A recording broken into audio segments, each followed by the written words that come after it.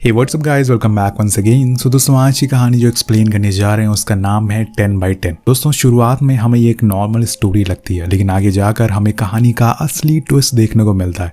तो कहानी बहुत ही ज़्यादा मज़ेदार है। कहानी शुरू होती है कैथली नाम की एक औरत से, जो हर रोज़ की तरह अपने काम को शुरू करने से पहले कॉफ़ी के लिए आई है, जिसके बाद वो योगा के लिए जाएगी। लेकिन यहाँ हम एक चीज़ नोटिस करते हैं कि कोई अनजान आदमी उस पर नज़र रखे हुए, वो क्या कर रही है, कहाँ जा रही है, वो सब कुछ देखे जा रहा है। यहाँ तक कि वो उसके योगा क्लासेस के बाहर भी उसका वेट कर रहा है। आखिर ये आदमी कौन है और ये करना क्या चाहता है, ये आपको कुछ ही देर में पता चल जाएगा। अब कैथी के बाहर आते ही वो आदमी काफी एक्टिव हो जाता है और कार से उतरकर उसका पीछे जाने लगता है। तभी वो उसके मुंह पर पॉलिथीन डालकर उसे गिरा देता है और उसके हाथ पैर बांधकर डिग्गी में डाल देता है और कार को भगाते हुए अपने घर की तरफ ले जाने लगता है। बीच रास्ते में उसे 2 ऑफिसर भी दिखते हैं, लेकिन वो उन्हें कुछ पता नहीं चलने देता। इसके बाद वो उसे एक अलग रूट से घर लेकर आता है, पर यहाँ उसका घर भी जंगल के बहुत ही अंदर था, जहाँ पे किसी ऐसे नॉर्मल इंसान का आना तो मुश्किल था। अब वो कैथी को कार से बाहर निकालकर एक सीक्रेट रूम में ले जाता है, जो पूरी तरह से साउंड प्रूफ था और साइज में बहुत ही छोटा था, जैसे कि 10/10। ये रूम बाहर से विजिबल नहीं था, यानी कि कोई आम इंसान अगर इसे ढूंढने की कोशिश करे तो वो देख नहीं पाएगा। ये सब देख के इतना तो पता चल गया था। अब ये सारी चीजें देखकर हमें इतना तो पता चल जाता है कि इस आदमी ने ये सब बहुत पहले से प्लान करा हुआ था और बस सही समय का इंतजार कर रहा था, और आज उसे मौका मिल गया। कुछ देर बाद वो रूम में दोबारा जाता और अब वो पहली बार कैथी से बात करता है। वो बस उसका नाम जानना चाहता है, जिसके बताने के लिए कैथी खुद का मुंह खोलने के लिए कहती है, और मुंह खोलने पर वो चिल्लाना शुरू कर देती है, इसलिए वो दोबारा उसका मुंह बंद कर देता है। यहाँ उस आदमी के बारे में भी कुछ जानने को मिलता है, जैसे कि उसका नाम जॉन है और वो प्रोफेशन से एक बिजनेसमैन है। वो कैथी से कहता है कि चिल्लाने का कोई फायदा नहीं है, क्योंकि तुम्हारी आवाज कोई सुन नहीं पाएगा, इसलिए बेहतर है कि जो मैं पूछूं उसका सीधा सीधा जवाब दो। लेकिन वो उसके साथ कोऑपरेट करने को रेडी नहीं थी, इसलिए उसे वहां से जाना पड़ता है। अब बाहर आने पर वो कंप्यूटर में उस रूम में लगे साउंड रिकॉर्डर को सुन रहा था, ताकि वो कैथी की आवाज को रिकॉर्ड कर सके। पर इतना सब कुछ क्यों कर रहा है वो? जॉन और कैथी के बीच में क्या रिश्ता है और वो कौन है, इसके बारे में हमें कुछ पता नहीं चलता। जॉन अब सारे सबूतों को मिटाने में लग जाता है, जैसे कि वो सबसे पहले अपनी कार को साफ करता है, उसमें जो भी चीजें रखी थी सब कुछ बाहर निकाल लेता है, जिसमें एक बंदूक थी। इसके बाद वो घर के फ्लोर को साफ करता है ताकि कोई भी स्टेन ना बचा रहे। वहीं दूसरी ओर कैथी उस अंधेरे भरे रूम में कैद हुई पड़ी थी। वो जैसे तैसे खुद के मुंह से टेप को हटा लेती है, लेकिन उसके हाथ पैर अभी भी बंधे हुए थे। तभी उसे एक शाफ्ट दिखता है, जिसकी वेंटिलेशन बाहर जाकर खुलती थी। तो वो बड़ी ही मुश्किलों से खड़ी होती है और जाकर उसके पास चिल्लाना शुरू करती है, लेकिन इसका कोई भी फायदा नहीं है, क्योंकि ये जगह एक सुनसान इलाके में है और यहाँ किसी को उसकी आवाज सुनाई नहीं देगी। तभी वहां जॉन आता है, जो कहता है कि मैंने तुम्हारी आवाज सुनी, तुम चिल्ला रही थी ना। इस बार उसके हाथ में बंदूक थी, जिसे देखकर कैथी समझ जाती है कि ये शायद उसे मारने के लिए आया या फिर उसके साथ कुछ बुरा करने आया। तो कैथी उसे पैसों का ऑफर देती है, लेकिन वो साफ साफ मना कर देता है कि मुझे पैसे नहीं चाहिए। अब इस बात से हमें साफ पता चल जाता है कि उसका कोई और मकसद है कैथी को अगवा करने का। वो कैथी से एक सवाल पूछता है कि मैं बस तुम्हारा नाम जानना चाहता हूँ। तब कैथी कहती है कि मेरा नाम है कैथी नोलैंड, जिसे सुन के जॉन उदास हो जाता है और चुपचाप बाहर आ जाता है। थोड़ी देर बाद वो टीवी को ऑन करता है और न्यूज देखने लगता है, जो शायद किसी केस की थी, और उसे देखकर वो कुछ खास खुश नहीं होता। इसके बाद वो कैथी के बैग्स को चेक करता है, शायद उसमें उसे कोई मतलब की चीज मिल जाए, लेकिन वहां भी कुछ नहीं मिलता। अब उसे ऐसा लग रहा था कि शायद उसने किसी गलत आदमी को उठा लिया है। उस समय के बाद वो खुद और कैथी के लिए खाना बनाता है, लेकिन उसी समय वो एक बार फिर टीवी ऑन करता है और इस बारी उसके चेहरे का रंग ही उड़ जाता है। शायद आज किसी केस का जजमेंट आया, जिससे कि उसका कोई रिलेशन है, पर ऐसा लग रहा है कि ये फैसला उसके खिलाफ है। वहीं दूसरी ओर कैथी बेचारी तड़प रही है। खुद को बचाने के लिए वो अपनी पूरी ताकत लगा रही है, लेकिन इन सब से कोई भी फायदा नहीं हो रहा है। वो रूम तभी ओपन हो सकता है जब उसे बाहर से कोई खोले, इसलिए अब उसे इंतजार करने के अलावा कोई और ऑप्शन नहीं है कि कब जॉन आएगा और रूम को खोलेगा। इसी बीच वो अपने बंधे हुए हाथों को आगे कर लेती है। उधर जॉन रूम में खाना लेकर एंटर होता है और तभी कैथी उस पर हमला कर देती है, क्योंकि उसके हाथ अब आगे आ चुके थे। वो उसे बहुत बार घूंसे मारती है, यहाँ तक कि वो बाहर रखे फ्लावर पॉट से उसके ऊपर फेंक देती है, जिससे कुछ देर के लिए जॉन बेहोश हो जाता है। अब यही सही मौका था उसे यहाँ से भागने का, लेकिन जब वो बाहर जाती है तो देखती है कि सारे डोर्स तो लॉक्ड है, जिसका पासवर्ड सिर्फ जॉन को पता है। तो वो फोन से 911 पर कॉल करने की कोशिश करती है, लेकिन वो भी किसी काम का नहीं था, क्योंकि उस पूरे एरिया में नेटवर्क ही मौजूद नहीं था। वो चीखती है, चिल्लाती है, पर कोई फायदा नहीं था, क्योंकि ये पूरा घर साउंड प्रूफ था, यानी कि वो एक सीक्रेट रूम से निकलकर दूसरे सीक्रेट रूम में पहुंच चुकी है, जिसके बाहर निकल पाना इतना आसान नहीं है। उसी दौरान वहां पर जॉन आ जाता है, जो काफी नॉर्मल लग रहा था, जैसे कि कुछ हुआ ही ना हो। वो उसे खाने के लिए इनवाइट करता है और वही ये सब जो कुछ भी हो रहा था वो सब कैथी के समझ से बाहर था। वो पूरी तरह से कंफ्यूज थी कि आखिर ये आदमी उसे चाहता क्या है। अगर वो उसको मारना चाहता है तो मार दे, या फिर उसे पैसे चाहिए तो वो भी उसे देने के लिए तैयार है।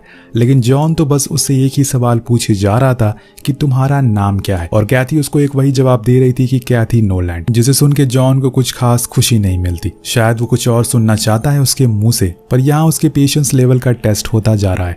वो आखिर कितना बर्दाश्त करेगी। इसलिए आखिर में वो कैथी पर हमला कर देता है और जिसमें उन दोनों को चोट भी आती है। और तभी जॉन नोटिस करता है कि उसकी मेड आ गई है और इसलिए कैथी को मार कर वो बेहोश कर देता है और फिर से उसे रूम में बंद कर देता है। देन बाहर आकर वो अपनी मेड से कहता है कि आज मुझे आपकी जरूरत नहीं है, इसलिए यहाँ से चली जाइए। और वो उसके घर को ऐसे बिखरे हुए देखकर थोड़ा हैरान थी, इसलिए वो उसकी वजह पूछती है, पर वो कोई जवाब नहीं देता और मेड वहां से चली जाती है। उनके जाने के बाद जॉन सारे बिखरे हुए सामानों को सही करता है और उस चाकू को भी साफ करता है जिसे कैथी ने उस पर हमला किया था। वो खुद और कैथी दोनों की मरहम पट्टी करता है, पर उसके जाने के बाद हम देखते हैं कि कैथी ने एक बार फिर से फोन को चुरा लिया है और अब वो उसे 911 पर दोबारा कॉल करने की कोशिश करती है, लेकिन एक बार फिर से उसके हाथ कुछ नहीं लगता क्योंकि यहाँ सिग्नल मौजूद ही नहीं था। बाहर हम जॉन को देखते हैं जो उसी केस के बारे में न्यूज में देख रहा था, जिसमें बताया जा रहा था कि कोई भी एविडेंस ना मिलने की वजह से कोर्ट जल्दी ही सबको छोड़ देगी। यहाँ में एक और चीज पता चलती है कि ये केस असल में 3 लोगों की मौत का था, जिसमें कोर्ट जल्दी ही सबको रिहा करने वाली है क्योंकि किसी को कोई सबूत नहीं मिला। अब जॉन एक बार फिर से कैथी के पास जाता है और उसे कई सवाल पूछता है, लेकिन वो बार बार एक ही चीज बोलती है कि मुझे जितना भी पता था मैंने सब कुछ तुम्हें बता दिया है, अब मुझे जाने दो प्लीज। लेकिन जॉन के दिमाग में क्या चल रहा था ये ना तो हमें पता है और ना ही कैथी को। उसे सब कुछ पूछता है, लाइक उसके मॉम डैड के बारे में, उसके सिबलिंग के बारे में, वो क्या पहनते हैं, क्या खाते हैं, उसके हस्बैंड क्या करते हैं, एवरीथिंग। लेकिन ये सब जॉन को फेक लगता है। वो उसे कहता है कि मुझे तुम्हारे बारे में सब कुछ पता है कि तुमने पास्ट में क्या किया है, इसलिए बेहतर होगा कि तुम खुद अपने मुंह से बता दो। लेकिन वो चुप रहती है तो जॉन गुस्से में आकर उसे शूट कर देता है, लेकिन गोली उसके साइड से होकर गुजरती है और ये बस उसे डराने के लिए था। और होता भी ऐसी है, कैथी इससे बहुत डर जाती है और जॉन भी कहता है कि अगर उसने सच नहीं बोला तो वो उसे सच में मार देगा। यहाँ धीरे धीरे खुलता है इस पूरी कहानी का असली पत्ते। वो बताती है कि मैंने अपने पास्ट में किए कुछ गुनाहों की वजह से अपना सब कुछ बदल दिया, मेरी लाइफ, मेरी आईडी, मेरा पासपोर्ट, नाम, यहाँ तक कि मैंने अपना हुलिया भी चेंज कर दिया। इसके बाद जॉन कहता है कि तुम्हारा जन्म असल में मियामी में हुआ था, तुम्हारी मॉम एक नर्स थी और तुम्हारे डैड एक फुटबॉल टीम के कोच थे, लेकिन बाद में उन्होंने किसी और से शादी कर ली जिसकी वजह से तुम्हारी ट्विन सिस्टर ने खुदकुशी कर ली, जिसके कुछ दिनों बाद तुम्हारी मॉम भी मारी गई। कैथी ये सुनकर शौक थी कि आखिर उसे इतना सब कुछ उसके बारे में कैसे पता, ये तो आज तक उसने किसी को नहीं बताया था। और आखिर में वो एक बार फिर से उसका नाम पूछता है। तब कैथी अपना रियल नेम बताती है जो कि था नतालिया। कैथी तो असल में उसकी ट्विन सिस्टर का नाम था जिसने खुदकुशी कर ली थी। इतना सब कुछ सुनने के बाद हमें ये नहीं पता चलता कि नताली ने अपने पास्ट में क्या किया था, ये तो बस उसे और जॉन को ही पता था। बाहर आने पे जॉन टीवी में अपने बच्चों की वीडियोस देखता है, जिसे हमें पता चलता है कि उसकी एक फैमिली भी है और उन्हें देखकर वो काफी इमोशनल हो जाता है। नतालिया एक बार फिर से 911 पर कॉल लगाती है, लेकिन इस बारी वो उस फोन को शाफ्ट के करीब ले जाती है, जहाँ पे फोन कनेक्ट हो जाता है और वो फौरन खुद का नाम और जॉन की कार के बारे में ऑफिसर को बताती है। पर इससे ज्यादा और कुछ वो नहीं कह पाती क्योंकि तब तक फोन बंद हो जाता है। पर वहां जॉन को भी पता चल चुका था कि फोन गायब है, इसलिए वो फौरन रूम में जाता है और उस फोन को तोड़ देता है। अब यहाँ जॉन के लिए सब इरिटेटिंग होता जा रहा था, इसलिए वो अब सीधा पॉइंट पे आता है और नतालिया से पूछता है कि वो पास्ट में किस हॉस्पिटल में काम करती थी। तो वो कहती है कि सेंट लूथियंस, और ये वही हॉस्पिटल था गाइस जहाँ पे कुछ सालों पहले अचानक से 3 मरीजों की मौत हो गई थी।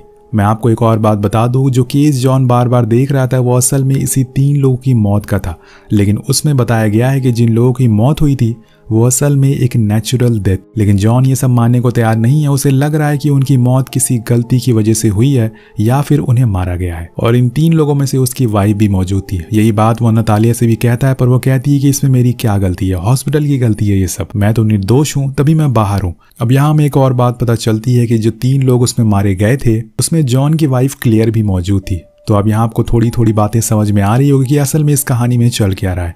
अब यहाँ जॉन नतालिया से कहता है कि तुम झूठ बोल रही हो, मेरी वाइफ की 1 हफ्ते पहले रिपोर्ट आई थी जिसमें सब कुछ नॉर्मल था, फिर अचानक से उसके सारे ऑर्गन कैसे फेल हो गए और ये उसकी मौत की वजह कैसी हो सकती है। ये सब जानने के लिए जॉन ने बहुत जगहों पर छानबीन करी, तब जाकर उसे कुछ सबूत मिले, जैसे कि जब उसकी वाइफ की लाश मिली तो उसके हाथ में वेडिंग रिंग मौजूद नहीं थी, पर रियलिटी में वो कभी भी उसे उतारती नहीं थी। ये सब कैसे पॉसिबल हो सकता है? यही सब सोचते हुए वो बाहर आ जाता और अपनी वाइफ और अपनी बेटी की रिकॉर्डिंग देखने लगता है, जिसमें वो बहुत खुश लग रहे थे। उसके दिमाग में बहुत सी बातें चल रही थी, जैसे कि उसकी वाइफ तो कभी ड्रिंक नहीं करती, तो उसका किडनी फेलियर कैसे हो सकता है। इस सब बातें को लेकर वो एक बार फिर से नतालिया के पास जाता है, लेकिन इस बारी वो और रूड हो चुका था, क्योंकि उसे सच्चाई पता थी कि असल में उसकी वाइफ का खून हुआ है, जो कि नतालिया ने ही किया है। और अब उसके पास एविडेंस भी मौजूद है जो उसके खून के सैंपल से मिले हैं। उसे साफ साफ कहता है कि अगर तुम सब कुछ सच बता रही हो या फिर नहीं, या फिर मैं तुम्हें जान से मार दूं।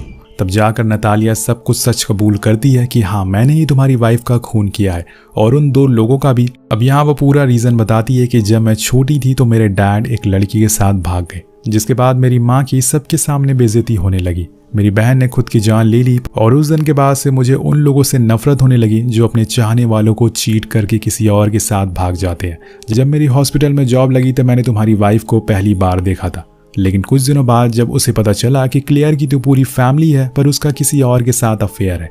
अब ये सुन के जॉन के होश उड़ जाते हैं कि उसकी वाइफ उसे धोखा दे रही थी। इससे आगे वो बताती है कि वो आदमी उसे हॉस्पिटल में मिलने भी आता था। और रही बात वेडिंग रिंग की, तो वो भी मैं तुम्हें बता देती हूँ कि असल में जब क्लियर की बॉडी मिली तो वो नाइट ड्रेस में थी और उसने कोई भी रिंग नहीं पहनी थी, क्योंकि वो उस दिन असल में उसी आदमी से मिलने गई थी अपने पति से झूठ बोलकर। मैंने ये सब बहुत दिनों तक नोटिस किया और फिर जाकर एक दिन मैंने उसे मार दिया, क्योंकि मुझे लगता है कि ऐसे लोगों को मार देना ही बेहतर है जो अपनों को धोखा देते हैं। कोर्ट में बहुत दिनों तक मेरा ट्रायल चला पर पुलिस को कुछ नहीं मिला, जिसके बाद मैं रिहा हो गई। अब ये सब बातें जॉन को कुछ समझ नहीं आ रही थी, पर उसे इस बात की खुशी थी कि उसने कम से कम ये तो एडमिट कर लिया कि आखिरकार उसने अपने वाइफ के कातिल को पकड़ लिया है। ये सब उसने रिकॉर्ड भी कर लिया था, यानी कि उसके पास अब सबूत भी मौजूद है। लेकिन उसके दिमाग में एक ही बात थी, क्या जो उसने बताया वो सही था? इसी चीज से परेशान होकर वो घर से बाहर आ जाता है, लेकिन वहां वो देखता है कि कुछ पुलिस वाले आए हैं जिन्होंने उसकी कार से उसका एड्रेस पता लगाया है। असल में ये नतालिया के कॉल से यहाँ पर आए थे, लेकिन उन्हें कुछ खास यहाँ पर नहीं मिलता, इसलिए वो वापस चले जाते हैं। उधर नतालिया देखती है कि रूम के फ्लोर की एक टाइल उखड़ रही है, तो वो उसे बाहर निकालने की कोशिश करती है, पर बहुत देर कोशिश करने के बाद तब जाकर वो टाइल थोड़ा सा बाहर आ पाती है। उसी दौरान वहां जॉन आ जाता है, जो उसे कहता है कि तुमने जो भी कुछ किया वो गलत था, क्योंकि तुम्हें किसी ने हक नहीं दिया है कि तुम मेरी वाइफ की जान लो। अगर वो गलत थी तो मुझसे आकर तुम्हें बात करनी चाहिए थी, तुमने मेरे साथ पुलिस स्टेशन चलना होगा और वहां जाकर तुम्हें ये सब कन्फेस करना होगा। लेकिन नतालिया मना कर देती है। वो कहती है कि अब वो किसी को भी अपनी जिंदगी बर्बाद करने नहीं देगी, और इसके तुरंत बाद ही वो स्टाइल से उस पर हमला कर देती है, जिससे वो गिर जाता है और इसी का फायदा उठाकर वो वहां से बाहर आ जाती है। दोनों में एक बार फिर से हाथापाई होना शुरू हो जाती है। इस बारी नतालिया के हाथ लग जाती है जॉन की बंदूक, जो वो उस पर तान देती है। लेकिन तभी घर में एंट्री हो जाती है मेड और जॉन की बेटी समर की। अब वो दोनों कुछ समझ पाते कि यहाँ पे असल में हो क्या रहा है कि तब तक नतालिया मेड को गोली मार देती है, जिससे वो मारी जाती है और समर को बंदी बना लेती है, जिसे देखकर जॉन घबरा जाता है और कहता है कि तुम ऐसा नहीं कर सकती, क्योंकि इस पूरे घर में कैमरास लगे हुए हैं, तुमने जो कुछ भी बोला वो सब रिकॉर्ड हो चुका है। और ये सुनकर नतालिया घबरा जाती है, जिसका फायदा उठाकर जॉन उस पर हमला कर देता और उसके कंधे पर शूट कर देता है। इसके बाद वो समर और घर की सारी हार्ड ड्राइव लेकर वहां से गैराज में आ जाता है और कार को स्टार्ट करने लगता है, लेकिन वहां भी नतालिया आ जाती है क्योंकि वो अभी जिंदा थी। और इसके बाद उनके बीच में एक घमासान वाली फाइट होती है, लेकिन इसमें जॉन चालाकी दिखाता है। वो तेजी के साथ गैराज का शटर गिरा देता है, जो जाकर नतालिया के ऊपर गिरता है, जिससे वो बेहोश हो जाती है। और इसी दौरान समर ने पुलिस को कॉल भी कर दिया था, जो वहां पर पहुंच गई थी, जिसे जॉन सारी रिकॉर्डिंग दे देता है, जिसे नतालिया दोषी करार हो जाती है, जिससे नतालिया दोषी साबित होती है और आखिरकार उसने अपनी वाइफ का बदला ले लिया। लेकिन आपको क्या लगता है, क्या उसकी वाइफ का सच में अफेयर था? क्या नतालिया ने सही किया क्लियर को मारकर? जहां तक मुझे लगता है कि किसी को भी कोई हक नहीं है कि किसी इंसान को वो मारे। आपकी क्या राय है नीचे कमेंट करके हमें जरूर बताएगा। इस वीडियो पर एम करते हैं 300 कमेंट का, तो कमेंट जरूर करेगा। मिलते हैं आपसे अगली वीडियो में। Thank you so much watching. Peace out.